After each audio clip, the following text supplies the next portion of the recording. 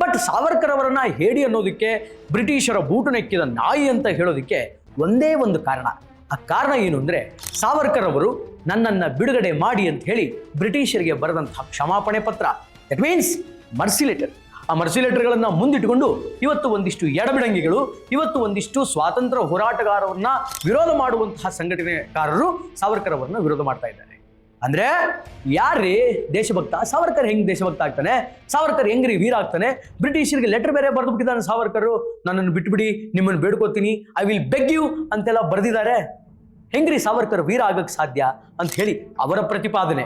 In fact ಆ ಎಡಬಿಡಂಗಿಗಳಿಗೆ ಗೊತ್ತಿರಲಿ, ಸಾವರ್ಕರ್ ಬ್ರಿಟಿಷರಿಗೆ ಬರೆದದ್ದು ಕೇವಲ ಒಂದು ಪತ್ರ ಅಲ್ಲ, ಸರಿಸುಮಾರು 5 ರಿಂದ 6 ಕ್ಷಮಾಪಣಾ ಪತ್ರಗಳನ್ನ ಸಾವರ್ಕರ್ ಬರೆದಿದ್ದಾರೆ.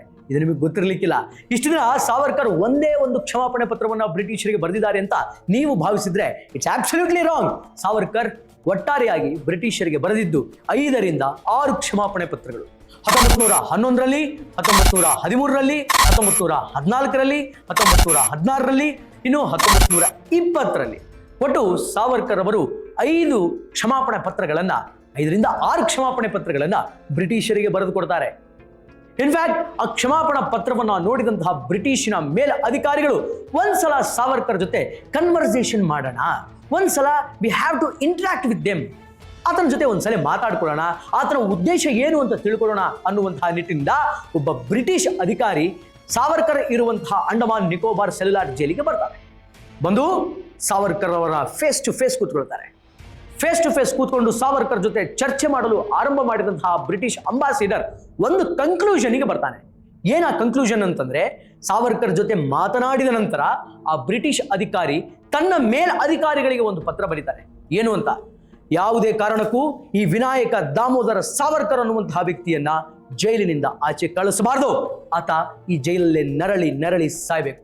ಒಂದು ವೇಳೆ ನೀವು ಆತನನ್ನ ಜೈಲಿಂದ ಏನಾದರೂ ಆಚೆಗೆ ಹಾಕಿದರೆ ಅಥವಾ ಆತನ ಕ್ಷಮಾಪಣಾ ಪತ್ರವನ್ನ ಸ್ವೀಕರಿಸಿ ಆತನ ಮೇಲೆ ಸಿಂಪತಿಯನ್ನ ತೋರಿಸಿ ಆತನನ್ನ ಬಿಡುಗಡೆ ಮಾಡಿದರೆ he is going to be a terror.